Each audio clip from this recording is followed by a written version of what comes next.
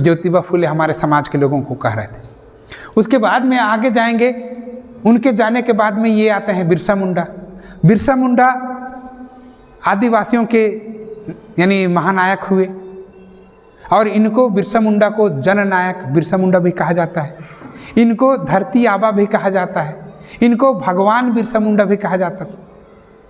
ये सबसे पहले क्रिश्चियन स्कूल में पढ़े, क्रिश्चियन स्कूल के बाद जब उनके पास में जानकारी आया तब उसके बाद में उन्होंने हमारे समाज का नेतृत्व किया। तो बिरसा मुंडा क्या किए कि 25,000 आदिवासियों को उन्होंने इकट्ठा किया। जानकारी था, बुद्धि था, तो जब जानकारी और बुद्धि होती है तो लोगों को समाज यानी लोगों को या कहें समाज को इकट्ठा करने का काम क्या उन्होंने किया। इकट्ठा करने के बाद उन्होंने क्या कहा, ऐ मेरे लोगों, तुम लोग अपने लोगों से मत लड़ना, जो तुम्हारे हक और अधिकार को दबा के बैठे हैं तुम लोग उन्हीं से लड़ाई लड़ना। उसके बाद में उन्होंने बताया कि हम लोग अपने घर के लिए, अपने भाई बहन के लिए शेर होते हैं, उन्हीं को हम लोग अपना आग दिखाते हैं, लेकिन ये आग दिखाने का समय नहीं है, ये तुम्हारे दुश्मन के साथ में लड़ाई लड़ने का समय है, उन्होंने बताया। और आगे उन्होंने कहा, बिरसा मुंडा ने अपने ही 25,000 आदिवासियों को कहा, तुम लोग अपने मान सम्मान और स्वाभिमान की अपने मान सम्मान और स्वाभिमान को जागृत नहीं करोगे तो अपने जल जंगल जमीन और बहन बेटी की रक्षा कैसे कर पाओगे। बिरसा मुंडा बोल रहे। आज के डेट पे यहाँ पर माटी के वीर पद यात्रा निकाला जाता है, लेकिन इस बात को नहीं बताया जाता है। अभी 13 तारीख को निकाला गया था माननीय विष्णुदेव साय के बाद। माननीय विष्णुदेव साय माटी के वीर पद यात्रा निकालते हैं और वहाँ पर बिरसा मुंडा को साइड, इस किनारे में बिरसा मुंडा, उस किनारे में बिरसा मुंडा और बीच में अपना फोटो, जिसका पद यात्रा निकाल रहे हैं उसको साइड में कर रहे हैं और वहाँ पर अपना फोटो लगा रहे हैं। तो ऐसा पद यात्रा निकाला गया था। और जब फोटो को वहाँ पर यानी भगवान वही है, अभी के भगवान वही है, हाँ अभी के भगवान वही हैं विष्णु, तो अपना फोटो वहाँ पर लगाए और वहाँ पर यानी जो हमारे धरती आबा जननायक बिरसा मुंडा थे उनको वहाँ पर दरकिनार कर दिया गया। तो ऐसा करके माटी के वीर नाम का जो पद यात्रा था, ऐसा बिल्कुल फ्लॉप पद यात्रा था। मान सम्मान वाला हमारे महापुरुषों का मान सम्मान वहाँ पर नहीं हुआ। कई लोग यहाँ लेलुंगा से गए हुए थे, उन्होंने देखा कि हमारे भगवान बिरसा मुंडा का कैसा अपमान हो रहा है। तो हम लोग आगे चलते हैं। तो यहाँ पर आप लोग देखेंगे ये जो बिरसा मुंडा है वो आदिवासियों को इकट्ठा कर रहे हैं और वहाँ पर लोगों को जागरूक कर रहे हैं, उनको प्रशिक्षण दे रहे हैं। उसके बाद में बिरसा मुंडा के जाने के बाद में यहाँ पर छत्रपति शिवाजी महाराज आते हैं। तो छत्रपति शिवाजी महाराज आते हैं, साहू महाराज आते हैं। ये छत्रपति शिवाजी और साहू महाराज बाबा साहब को मदद करते हैं पढ़ने के लिए। और यहाँ पर छत्रपति साहू जो महाराज हैं वो हमारे देश में 50% आरक्षण का शुरुआत करते हैं। 50% आरक्षण उनके राजकाज में उन्होंने हमारे समाज के लोगों को आरक्षण का लाभ दिया 50%। और बाकी उस समय राजपाट राजतंत्र चलता था, वहाँ पर राजा अपने लोगों को भी कुछ लोगों को डालता था और हमारे समाज के लोगों को भी वहाँ पर 50% आरक्षण देता था। और उनके कार्यकाल में यदि छत्रपति साहू महाराज को लगा कि नहीं हमारे समाज में एक ही व्यक्ति होशियार है, उसको मेरे को आगे बढ़ाना चाहिए, तब उन्होंने हमारे बाबा साहब को उन्होंने पैसा दिया और पैसा देने के बाद में उन्होंने इनको पढ़ाया। और पढ़ने के बाद यानी छत्रपति साहू महाराज शिवाजी महाराज के जाने के बाद में बाबा साहब यहाँ पर आते हैं। और बाबा साहब के आने तक यानी ज्योतिबा फुले से लेकर के हमारे बाबा साहब तक 106 साल होते हैं। टोटल 108 साल हुए। तो उस 108 साल के दौरान इन्होंने हमारे समाज के लिए बहुत सारे काम किए। यानी आप ज्योतिबा फुले को लेंगे, उसके बाद में बिरसा मुंडा को लेंगे, शिवाजी महाराज को लेंगे, सयाजी महाराज को लेंगे, छत्रपति शिवाजी महाराज को लेंगे, बाबा साहब को लेंगे, तो 108 साल लगा। 108 साल के बाद में हम लोगों के संविधान में हम लोगों को अधिकार मिला। ये बाबा साहब की वजह से मिला। तो बाबा साहब ये बाबा साहब हमारे SC ST OBC के लोगों को उन्होंने, उनके पास में ज्ञान था, बुद्धि था, तो उन्होंने हमारे समाज को उन्होंने जोड़ने का प्रयास किया। तो यहाँ पर हम लोग देखेंगे, हालांकि ये दूसरा फोटो है लेकिन फिर भी मैं इस फोटो को यहाँ पर लगाया हूँ और ये संख्या का अनुपात को बताने के लिए यहाँ पर लगाया हूँ। यहाँ पर जो आर्य लोग हैं, यहाँ ये जो आर्य लोग हैं, आर्य लोग ब्राह्मण क्षत्रिय वैश्य यहाँ पर है आर्य लोग, और इधर हैं अनार्य लोग, अनार्य जिसको हम लोग इनके ब्राह्मण धर्म ग्रंथ में अगर पढ़ेंगे तो उसमें लिखा है राक्षस, दानव, दैत्य, असुर, ऐसा लिखा हुआ है। वे लोग अनार्य लोग थे। तो यहाँ पर अनार्य लोग हैं, यहाँ पर आर्य लोग हैं।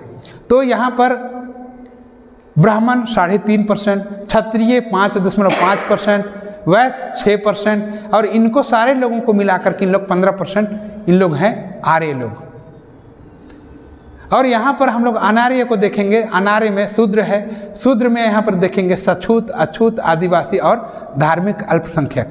इनकी जो संख्या है सछूत की है, माने OBC की जो संख्या है वो 52% है, शेड्यूल कास्ट की जो संख्या है यहाँ पर 15% है, आदिवासी की जो संख्या है 7.5% है, और धार्मिक अल्पसंख्यक की जो परसेंट है वो 10.5% है। सारे को मिला करके इन लोग 85% हैं और 85% को बैकवर्ड कहा जाता है।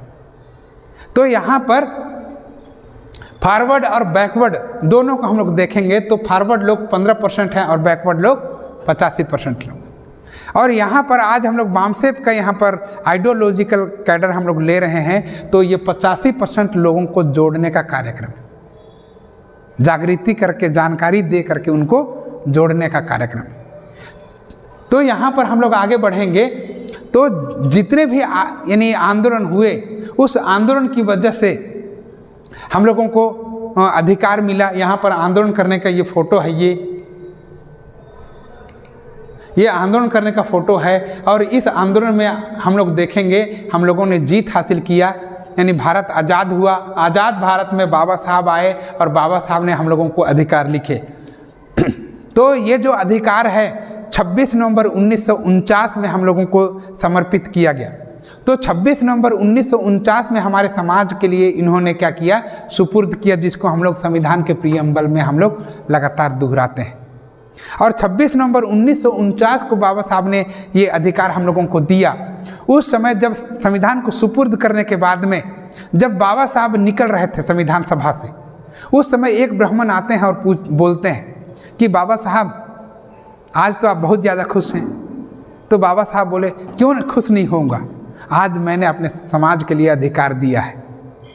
तो बाबा साहब को ब्राह्मण बोलते हैं तुम्हारा जो समाज है अशिक्षित है, अनपढ़ है, जानकारी विहीन है, एक दिन ऐसा समय आएगा ये संविधान को बेच खाएगा, नहीं बचा पाएंगे और हम लोग हावी हो जाएंगे और संविधान को ख़त्म कर देंगे।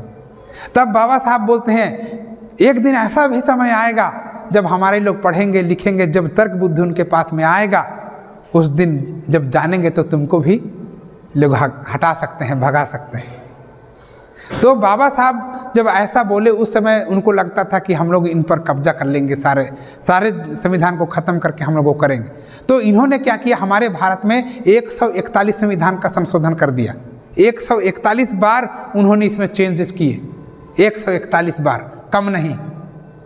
ये जो 78 साल हुआ, इस 78 साल के दौरान उन्होंने कितना अमेंडमेंट किया, 141 बार। और इतना ज़्यादा अमेंडमेंट होने के बाद आज हम लोगों को पता चल रहा है कि हमारे संविधान के साथ में छेड़छाड़ किया जा रहा है। आज पता चल रहा है कि नहीं चल रहा है। तो आज ये संविधान को बचाने के लिए पूरे देश में एक कार्यक्रम चल रहा है कि जब तक संविधान है तब तक हम हैं, अगर संविधान नहीं है तो हम लोग गुलाम हो जाएंगे। तो इसीलिए हम लोग संविधान बचाने के लिए पूरे देश में ये कार्यक्रम चला रहे हैं। और ये जो देश है, इस देश में हम लोगों का यानी मूल निवासियों का राज होना चाहिए। यानी यूनाइटेड नेशन ऑर्गेनाइजेशन 1982 में एक बड़ा बैठक हुआ। उस बड़े बैठक में 185 देश के लोग वहाँ पर शामिल हुए और वहाँ पर ये कहा गया कि कोई भी देश दूसरे देश पर राज नहीं कर सकता। कोई भी देश दूसरे देश पर राज नहीं कर सकता, कोई भी व्यक्ति दूसरे देश पर आक्रमण नहीं कर सकता, कोई भी व्यक्ति दूसरे देश में जाकर के वहाँ पर शासन सत्ता नहीं चला सकता। कब बोला गया? 1982 में बोला गया। तो आज हम लोग सोच रहे हैं हम लोग आज़ाद भारत में, लेकिन यानी अगर हम लोग इतिहास को खंगालेंगे तो हमारे देश में अभी भी आर्यों का शासन चल रहा है। किसका शासन चल रहा है? आर्यों का शासन चल रहा है। तो 1982 में जो बैठक हुआ उसके हिसाब से इनको छोड़ के जाना चाहिए था। लेकिन यानी आज के डेट पे अगर वीज़ा मिला तो वीज़ा अगर हम लोगों को मिलता है तो हम लोग दूसरे देश में रह सकते हैं, शासन नहीं कर सकते हैं, लेकिन हम लोग एक नागरिक के रूप में वहाँ पर रह सकते हैं। तो ये लोग हमारे देश में आए, हम लोग उनको नागरिक मानते हैं, लेकिन हम मूल्यवासियों का अधिकार कहाँ है? उन लोग तो पूरे लोकतंत्र के जितने भी खंभे हैं उन खंभों पर उन्होंने क्या किया? कब्जा कर लिया है। और हमारा जो लोकतंत्र है, लोकतंत्र में 4 पिलर होते हैं, 4 पिलर में हम लोगों का शासन और प्रशासन होना चाहिए, लेकिन आज हम लोगों का शासन प्रशासन नहीं है। इन्होंने 5000 साल पहले जो व्यवस्था बनाई, यहाँ पर हम लोग देखेंगे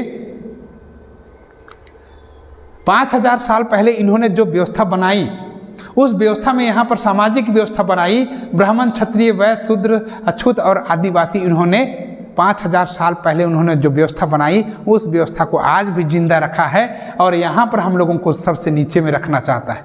बाबा साहब ने संविधान लिखा तो यहाँ पर जो नीचे के लोग हैं, शूद्र, अछूत और आदिवासी, उनको संवैधानिक व्यवस्था दिया और संवैधानिक व्यवस्था में अनुसूचित जाति, अनुसूचित जनजाति, पिछड़ा वर्ग, तो यहाँ पर जो नीचे के लोग थे उनको यहाँ पर बाबा साहब ने संविधान की ये संवैधानिक व्यवस्था में हम लोगों को ऊपर उन्होंने लिखा, यहाँ पर संविधान में हम लोगों को अधिकार मिले। और यहाँ पर जो ऊपर के लोग थे, ऊपर के लोगों को यहाँ पर उन्होंने नीचे बनाया। यानी हम लोगों को, संविधान को हम लोग अगर बचाते हैं, संविधान में हम लोग अगर अपने संवैधानिक अधिकारों को पहचानते हैं तो हम लोग ऊंचे होंगे, नीचे नहीं होंगे। तो आज के डेट पे पूरे देश में हमारे संविधान को बचाने की आवश्यकता है, नहीं तो उन लोग क्या करेंगे? यानी सामाजिक व्यवस्था में हम लोगों को गुलाम बनाने का काम करेंगे और संवैधानिक व्यवस्था में हम लोग आज़ाद होने का काम करेंगे। तो इसी को आज पूरे देश में बामसेप और भारत मुक्ति मोर्चा बोल रहा है, हम लोग व्यवस्था परिवर्तन करेंगे। कैसी व्यवस्था? इस सामाजिक व्यवस्था को हटा करके हम लोग संवैधानिक व्यवस्था लाना चाहते हैं, जहाँ पर सभी को संख्या के अनुपात में अधिकार मिलेगा। ये संविधान के आर्टिकल यानी 15-16 को हम लोग पढ़ेंगे तो वहाँ पर लिखा है सभी को समान अवसर मिलेगा। 15 में पढ़ेंगे समान अवसर मिलेगा, 16 में पढ़ेंगे सभी को नौकरी मिलेगा। सारे जगह पे जितने भी संवैधानिक जगह हैं, सारे जगह पे हम लोगों को नौकरी करने का समान अवसर मिलेगा। ये संविधान हम लोगों को बता रहा है। तो ये जो समय यानी समान जो अवसर मिलेगा, जब सभी को समान अवसर मिलेगा तभी हम लोग आगे बढ़ पाएंगे। नहीं तो आप लोग यहाँ पर देख रहे हैं जो लोग नौकरी कर रहे हैं उन लोग बड़ा बड़ा बिल्डिंग बना रहे हैं, लेकिन जो नौकरी नहीं कर रहे उन लोग आज कैसा जीवन जीने के लिए मजबूर हैं। तो अभी वर्तमान में सेन गुप्ता की रिपोर्ट आई है।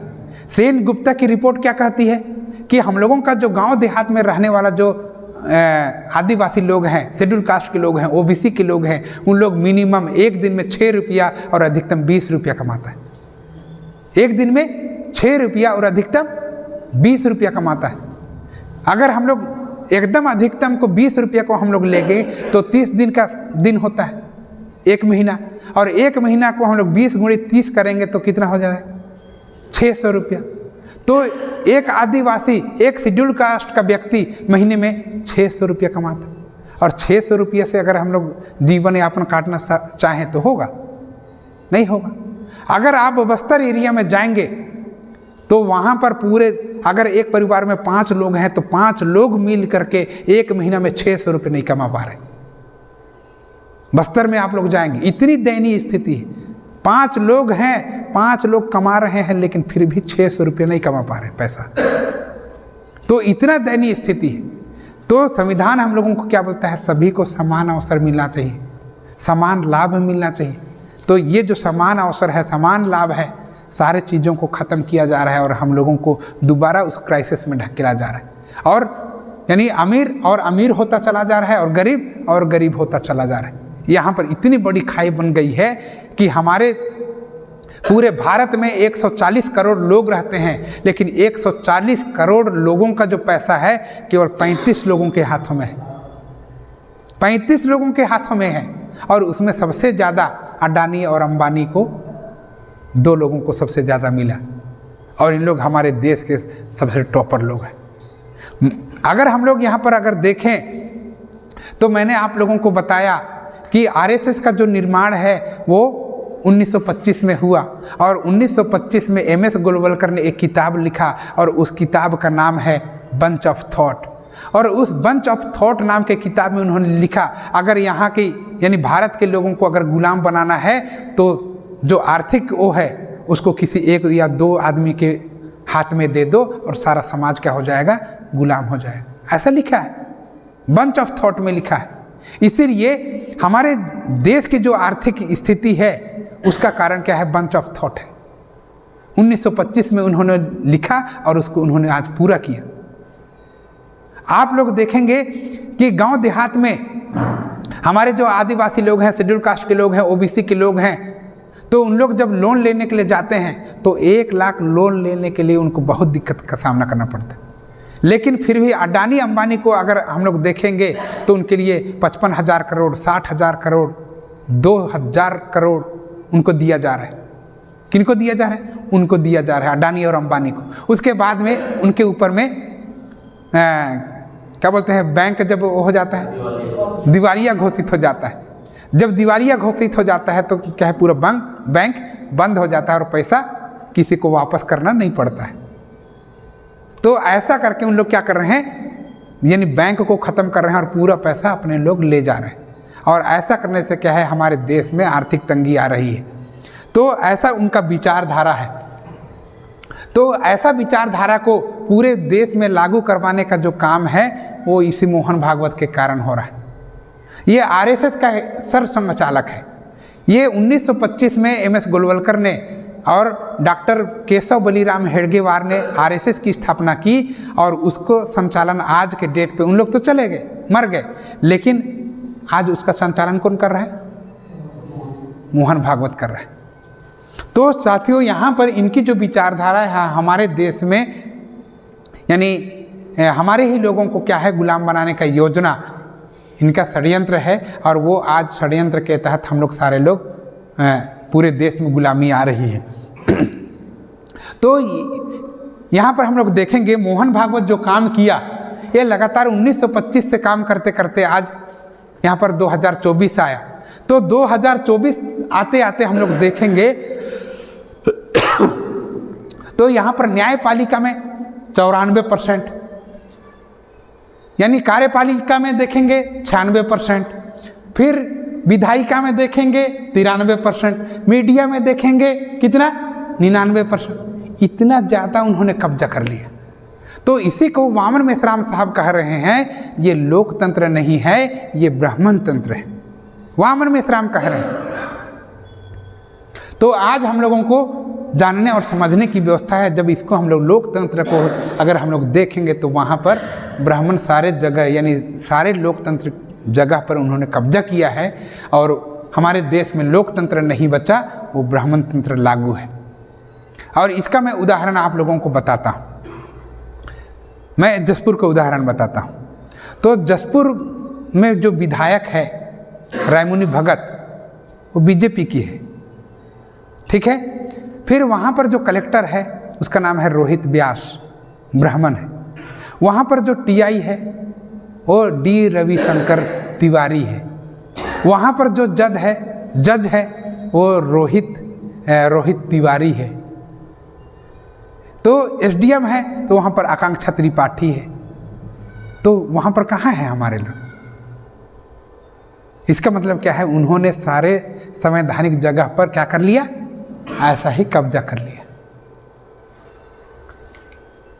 तो यहाँ पर कब्जा करने के बाद में उन लोग क्या बोल रहे हैं, आरएसएस जिसको मैं बता रहा हूँ उसका जो राष्ट्रीय अध्यक्ष है, सरसंघचालक है मोहन भागवत, और ये मोहन भागवत का ये आईडी है, और उस आईडी में यहाँ पर लिखा हुआ है राष्ट्रीय स्वयंसेवक संघ आरएसएस।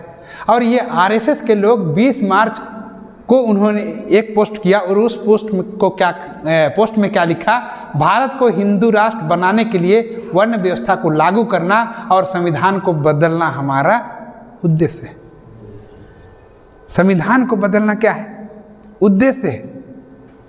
ये कब वो किया, 20 मार्च को उन्होंने पोस्ट किया, यानी संविधान को बदलना हमारा उद्देश्य है, ऐसा उनके द्वारा कहा जा रहा है।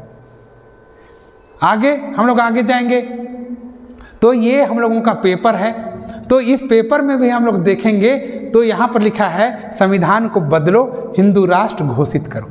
ये संविधान को ख़त्म कर दो और हिंदू राष्ट्र को क्या करो, घोषित करो। आगे हम लोग जाएंगे तो यहाँ पर सारे जगह उन लोग कर रहे हैं। 2018 में आप लोग अगर देखेंगे तो दिल्ली के जंतर मंतर में संविधान की कॉपी को जलाया गया। संविधान की कॉपी को क्या कहा गया, किया गया, जलाया गया। और वहाँ पर नारा लगाया, एक ही नाम एक ही नाम एक ही नाम, ऐसा करके एक नारा, हाँ, एक ही नारा एक ही नाम, जय श्री राम जय श्री राम। दूसरा आगे नारा क्या लगाया, SC ST मुर्दाबाद, ऐसा नारा लगाया। तो वहाँ पर आप लोग अगर देखेंगे तो वहाँ पर ये जो संविधान है उस संविधान की कॉपी को वहाँ पर जलाया गया। तो संविधान जलाने का मतलब ये है कि संविधान को इन लोग बिल्कुल नहीं मानते हैं, और जब संविधान को ही नहीं मानते हैं तो इसका मतलब संविधान को बदलेंगे और हमारी गुलामी को निश्चित करेंगे। और ये RSS का जो मुख्य एजेंडा है कि अब हम लोग गोल्डन जुबली हम लोग मनाएंगे और 2025 में हिंदू राष्ट्र घोषित करेंगे और इस संविधान को ख़त्म करेंगे। इस संविधान को क्या करेंगे, ख़त्म करेंगे। तो 2025 में जब पूरे देश में हिंदू राष्ट्र घोषित किया जाएगा, संविधान को ख़त्म किया जाएगा, उससे पहले हमारे लोगों को जागृत करना बहुत ज़्यादा जरूरी। और 2025 में अगर हम लोग जाएंगे तो इन लोग 7 सितंबर 1925 को RSS की स्थापना हुई थी, 7 सितंबर 1925 को। तो इन लोग कब घोषणा करेगा, 7 सितंबर 1925 को ही 100 साल पूरा होगा और उसी दिन वो हिंदू राष्ट्र घोषित करेगा। तो हमारे पास में सितंबर आने तक का समय है अपने लोगों को जगाने का, अपने लोगों को क्या करने का, जगाने का। तो साथियों हम लोग आगे चलते हैं। तो इसी को वामन मेश्राम साहब क्या बोल रहे हैं, यानी 7 सितंबर से पहले हम लोग पूरे यानी 20 अभी हमारे छत्तीसगढ़ में 20,000 कुछ गांव है, तो वैसे पूरे देश में 6 लाख गांव है। तो 6 लाख गांवों तक हम लोगों को केवल इसी बात को पहुंचाना है, जो मैंने आप लोगों को प्रशिक्षण में दिया उसी बात को केवल 6 लाख गांवों तक हम लोगों को पहुंचाना है। कितने लोग जुड़ेंगे कि नहीं जुड़ेंगे इसको, ये उसमें मैंने नहीं रखता है, पहले तो संदेश पहुंचना जरूरी है, और संदेश पहुंचेगा तो हमारे दिमाग में समझ आएगा। तो यहाँ पर वामन मेश्राम क्या बोल रहे हैं, ये जो लोग हिंदू राष्ट्र की बात कर रहे हैं, ब्राह्मण अगर कहेंगे कि हम ब्राह्मण राष्ट्र का निर्माण करना चाहते हैं तो लोग विद्रोह कर देंगे। ब्राह्मण क्या बोलेगा कि मैं ब्राह्मण राष्ट्र बनाऊंगा, तो लोग क्या कर देंगे, विद्रोह कर देंगे। तो आगे इसलिए वह हिंदू राष्ट्र कहकर लोगों को गुमराह करके अंततः ब्राह्मण राष्ट्र ही बनाना चाहते हैं। हिंदू राष्ट्र बोलेंगे तो विद्रोह हो जाएगा, इसलिए हिंदू राष्ट्र का क्या करना चाहते हैं, हाँ, हिंदू राष्ट्र का नाम देंगे और अंततः वे लोग ब्राह्मण राष्ट्र ही बनाएंगे। तो यहाँ पर हम लोग देखेंगे इतना ज़्यादा उन लोग कर रहे हैं। तो यहाँ पर मैं ये जो फोटो मैं PDF लगाया हूँ, यहाँ पर आदिवासियों का, OBC के लोगों का और शेड्यूल कास्ट के लोगों का अगर हम लोग देखें तो यहाँ पर हमारे लोग 1250 लड़ाई लड़े। कितना 100? 1250 लड़ाई लड़े, छोटा छोटा लड़ाई जरूर लड़े, लेकिन क्या है, उस हर लड़ाई को उन्होंने अपने अपने समय पर जीता, अपने अपने लड़ाई पर अपने अपने समय पर उन्होंने जीता। तो यहाँ पर सारे जगह को हम लोग देखेंगे तो 1250 से ज़्यादा आंदोलन हुए और उस हर आंदोलन को हमारे लोगों ने जीता। तो यहाँ पर ये 18वीं सदी है, 17वीं सदी है, 17वीं के बाद 18वीं है, 18वीं के बाद में यहाँ पर आप लोग देखेंगे 19वीं है और यहाँ पर आप लोग देखेंगे 20वीं है, फिर हम लोग अभी 21वीं में चल रहे हैं। तो 17वीं शताब्दी से लेकर के 20वीं शताब्दी तक जितने भी आंदोलन हुए उन सभी आंदोलन में हमारे लोग सहभागी होते हैं और उस लड़ाई को लोग सफल भी करते हैं।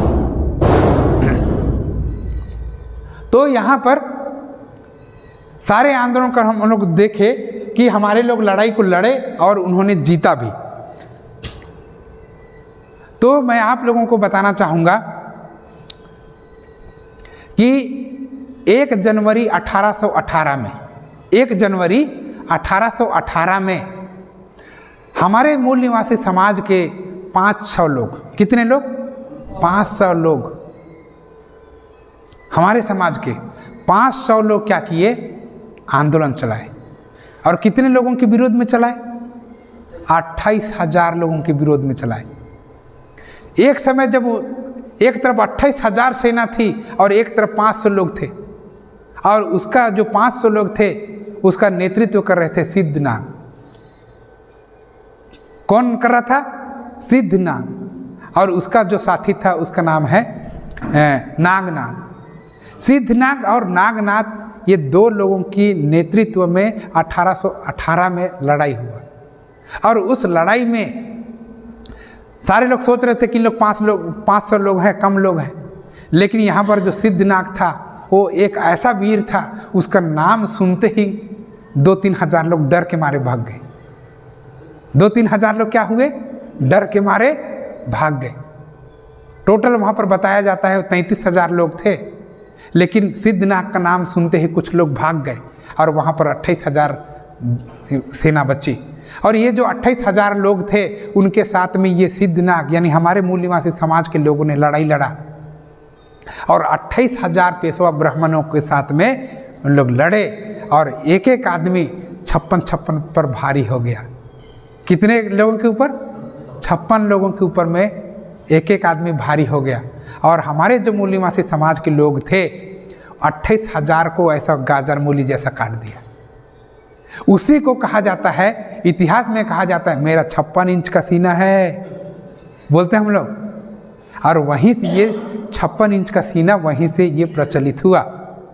तो एक व्यक्ति 56 पर भारी हो सकता है, लेकिन हम लोग अगर अपने इतिहास को नहीं जानेंगे तो हम लोग थोड़ी जानेंगे कि कितने लोगों को हमारे समाज के लोगों ने ख़त्म किया। तो यहाँ पर जितने भी लड़ाई लड़े, हथियारबंद लड़ाई लड़े, उसमें हमारे समाज ने हमेशा जीत हासिल किया, हमेशा जीत हासिल किया। तो हमेशा हम लोगों का जो वो है ताकत है, वो जीतने की ताकत है। और जीतने की ताकत को अगर हथियारबंद लड़ाई होगा, अगर हम लोग संविधान को बचाना चाहते हैं और हथियारबंद लड़ाई होगा तो हम लोग निश्चित जीत जाएंगे। लेकिन संविधान हम लोगों को हथियारबंद लड़ाई लड़ने के लिए मना करता है, रोकता है। इसलिए हम लोग संवैधानिक लड़ाई लड़ेंगे। कैसा लड़ाई लड़ेंगे? संवैधानिक लड़ाई लड़ेंगे। और संवैधानिक लड़ाई है वो क्या है? आंदोलन का लड़ाई। और इस आंदोलन में हम लोग किसी प्रकार का हथियार उठाना नहीं चाहते हैं, किसी प्रकार का खून खराबा करना नहीं चाहते हैं। और खून खराबा नहीं होगा, बिना खून खराबा किए हम लोग आंदोलन को जीतना चाहते हैं। और जीतने के लिए हम लोग संवैधानिक ये जो कैडर कैंप है उसको हम लोग लगाते हैं। तो यहाँ पर जितने भी आंदोलन हुए उस आंदोलन में हम लोगों को जीत हासिल हुआ। काम को और गति देने के लिए, जन आंदोलन को सफल बनाने के लिए आर्थिक सहयोग प्रदान करें। इस चैनल को लाइक, सब्सक्राइब और शेयर करें।